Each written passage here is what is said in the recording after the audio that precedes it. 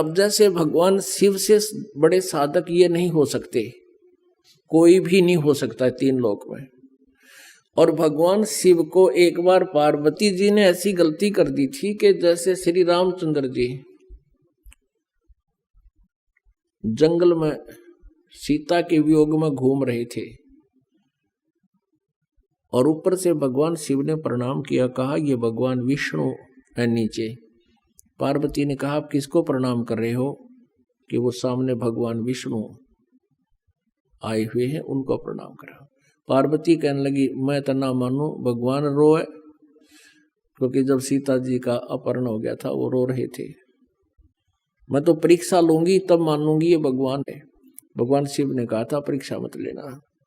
जब तो मना कर दिया, लेकिन नजर बचा कर पीछे से धोखा दे करके वो सीता रूप बना कर श्री रामचंद्र जी के सामने आ गई।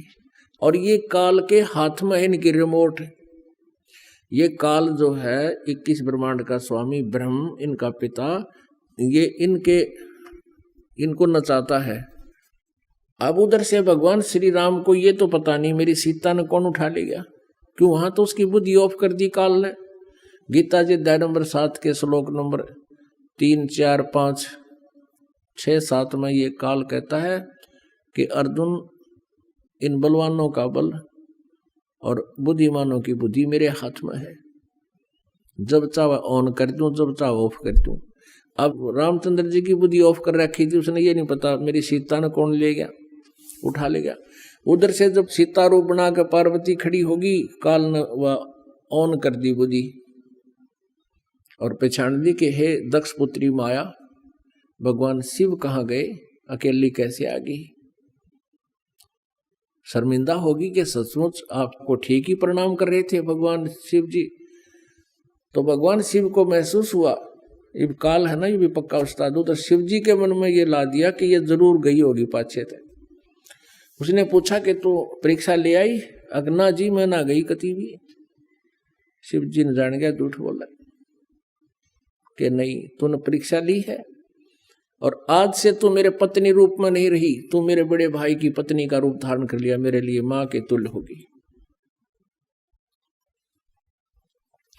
अब भगवान शिव ने सोचा कि मैं पार्वती को अपना सबसे कॉन्फिडेंशियल माना करता, विश्वसनीय मानता था। राजेश ने मुझे धोखा दे दिया, कल ने यह कुछ और भी कर सकती है।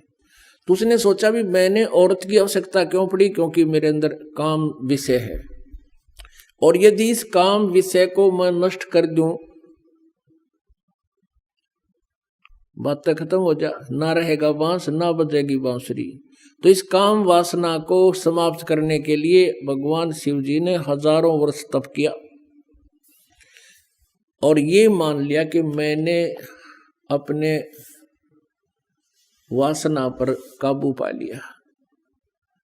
अब उधर से काल को ये बात सुहाती नहीं, खटकती है कि यदि आज शंकर जी ने ये काम वासना जीत ली, तड़के दूसरा कर लेगा, फिर यह सृष्टि उत्पत्ति कैसे होगी, मैं खाऊंगा कहां से। भगवान शिव जी के मन में प्रेरणा कर दी काल ने। किसी ने आके कहा कि आप ऐसे ऐसे, भगवान जब सागर मंथन हुआ था तो भगवान विष्णु ने मोहनी रूप बना करके राक्षसों से अमृत का कलश छीना था और उनको मदिरा का कलश दे दिया था। तो शंकर भगवान के मन में प्रेरणा होगी कि भगवान विष्णु जी का वो मोहनी रूप देखूंगा। वहां से चल पड़ा, विष्णु जी के लोक में आ गए। विष्णु जी से राम रमी हुई, नमस्कार हुआ, सब बैठ गए। तब भगवान विष्णु जी ने पूछा कैसे आए, कोई कार्य विशेष है या वैसे मिलने आए थे? कि कार्य विशेष से आया हूं, मैंने जब सागर मंथन हुआ था मैंने विष ले लिया था, मेरे चक्कर बन गया था और मैं आपके उस मोहनी रूप को नहीं देख सका। ये देवता लोग बताते हैं कि आप बहुत सुंदर लग रहे थे, आज मुझे वो मोहनी रूप दिखाओ।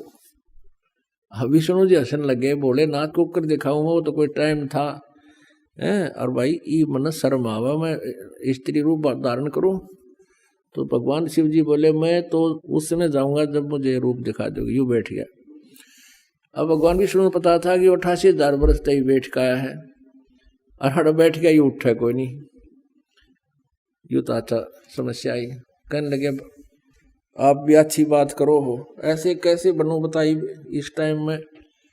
यूं कहकर अंदर अपने रेजिडेंस में प्रवेश कर गए और बाहर बरंडे में बैठे विश्व शिव जी, और सामने बहुत सुंदर स्वर्ग के हुए बाग बगीचे बिल्कुल दूर तक। उधर से अंतर ध्यान होकर भगवान शिव जी ने एक सुंदर लड़की का रूप धारण करके बाग में अर्धनग्न शरीर से, अर्धनग्न शरीर पर कपड़े और घूम रहे हैं। भगवान शिव जी ने इधर उधर देखा, विष्णु तो जा रहा है घर अंदर, और तू चल आगे को। अब उस लड़की को पकड़ने के लिए स्पीड खींच दी, लड़की भी आगे को चल पड़ी, और आगे जाके आड़ सी पकड़ते भगवान शिव जी ने हाथ पकड़ लिया। हाथ पकड़ते ही भगवान विष्णु अपने उसी रूप में आ गए, और नो बोले जिस तरह तो बॉडी बूझ बना दिया, न्यो बनाए थे मैंने, वह राक्षस बॉडी बूझ न्यो बनाए थे। अपने आत्माओं परमात्मा कहते हैं, जैसे अग्न काष्ठ के माही, है व्यापक पर दिखे नाही, ऐसे काम देव पर चंडा, व्यापक सकल दीप नौखंडा। कहते हैं जैसे काष्ठ में, लकड़ी में आग है पर दिखाई नहीं देती, और जब इसके तिल्ली लगा दी जाए तो देखना पूरी आग है ये। तो कहते हैं जैसे अग्न काष्ठ के माही, है व्यापक पर दिखे नाही, ऐसे काम देव पर चंडा, व्यापक सकल दीप नौखंडा।